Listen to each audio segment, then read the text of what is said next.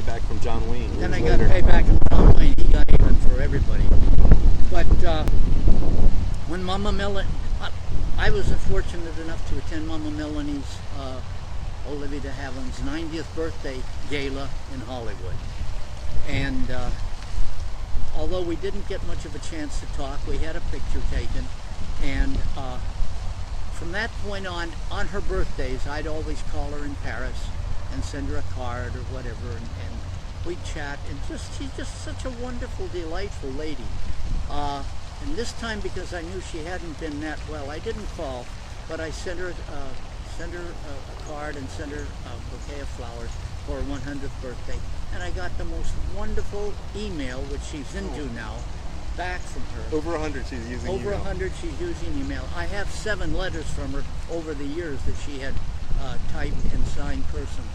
So I'm satisfied with the email. But I call her Mama Melanie. Fun. And how is her health right now? Very good. She's fragile and frail, but she's back at home, and so I understand. And she has a caregiver there with her. But when I spoke to her just after her 100th birthday, and her mind was just very sharp, very sharp. She doesn't like to talk about her time in the movies. She likes to talk about current events. Oh, what are her politics? Is she a Trump person? Well, too much time in France. Yeah, too much time in France. Well, you know, all those Confederates are Democrats anyhow. That's right. That's right. Even though it was a Republican that freed the slaves. Well, exactly. Exactly.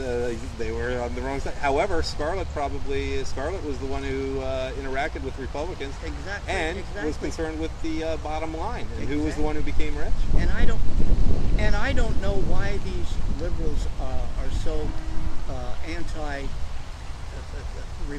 because they allegedly are prejudiced, like they say of the Donald.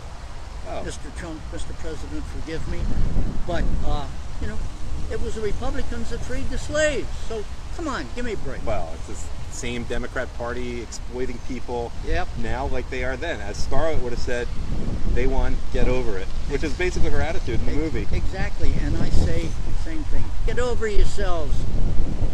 It's true. What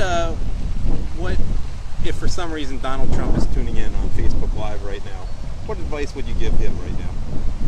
Just continue doing what you're doing, Donald, or Mr. President, and be careful, listen to your advisors, but keep it going, Mr. President. And which character do you think he would have the most in common with of the big movies? I can't remember John Wayne's name in Red River, or is it more that Dunson.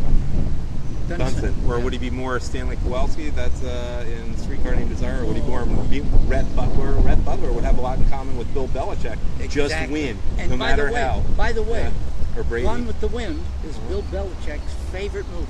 Is that right? Yeah, I found that out a few years ago. Are you serious? That's what I heard. Has he talked about? Have you not gotten in touch with him? No. Wait, hold on. We gotta wait. You're like one of the only living actors of his favorite movie. Well, You've never sent a message. Maybe he'll be. Wait, watching no. this. We gotta. How can you not? When we were talking before that, how did you not mention that to me? Because I didn't think about it until I was talking to another Pats fan who mentioned that on the air. Or on the air, mentioned it to me when we were talking. But you know, I'm intimidated of famous people. Something tells me he's more of a Rhett Butler guy than an Ashley guy. As is Brady. He is. Brady's a combination of Dunson and Rhett Butler. Remind me a little bit more about Dunson, because I only saw the movie once. And it was Tom Dunson was the patriarch of Red River. He broke out from a wagon train and took a bull with him, and the wagon train got burned, and this kid, me, had a cow, and we ran into each other, and that's how we formed the ranch. And he had one of the biggest ranches in Texas, because when he took the property, he said, as far as you can see and 100 miles beyond is my land. You tell Don Diego not to come on it. And that's in Cowboys. You know what? It just occurred to me. That's near where I was born. I didn't really grow up there. Wichita Falls, Texas is right near where Red River took place. Exactly, exactly. Okay. Yeah. So Cowboys fans, a little something for you all too. Yeah, exactly. And Broken Arrow, I will mention, we haven't talked about it at all, and I'm going to give you a chance to address Coach Belichick in a second. Okay. That, if I remember correctly, I can't even remember who was in it besides you, but it was one of the first movies to treat the Redskins. I'm doing that. That's a joke because it's a football-related video. With some humanity. I mean, it was a little more sensitive. It didn't make them caricatures. No, it gave him a place in this country. It showed that the biggest savage that the Chiefs was in the Apaches were that he had some intelligence, and you could reason with him and talk with him. When you got on him, he had no time for you. But when you took the time and showed him respect, he had the time for you. I want to give you a chance so we can make a video. Gone with the Wind actor addresses Bill Belichick. Now that I know that Gone with the Wind's his favorite movie, and this will really rub it in the Falcons fans' face because they're from Atlanta. Yeah. Now that's secondhand. That came to me secondhand, and I mean I've never seen anything written about it, quote from him or the like. But in fact, I'll tell you what, Adam, I heard it. We'll make sure she gets this. I know Meredith Gorman, Boston Herald reporter. I'm going to make sure you get this so you can get this to him. She covers the Patriots, and she's probably one of the prettiest girls I've ever seen in my life. She's like, wait, I'll show you a picture of her. I've heard good Great. word. You know, I don't know if many people know this. Everybody criticizes Bill Belichick for not having a personality, which is fine with me. He's got a job to do, and he does it very well, as was evident the second half of the Super Bowl. But I had the opportunity to attend a function that he spoke at, and he's a completely different person when he's giving a lecture. He likes to tell stories about the team, and he tells you how tough he is and with the team.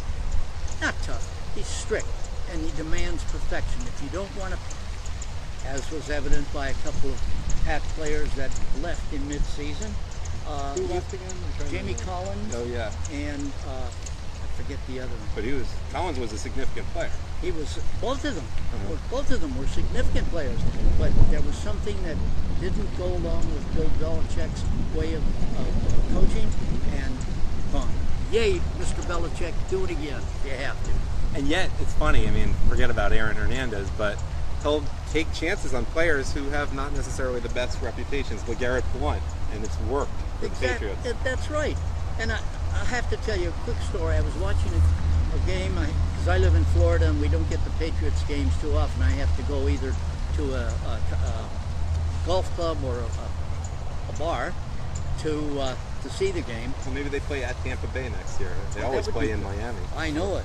I was at watching a game recently, and I saw a player flash across the screen. His name was Van Noy, and I said to a guy sitting next to me, a total stranger, I said, "Who is this Van Noy? I've never seen him before."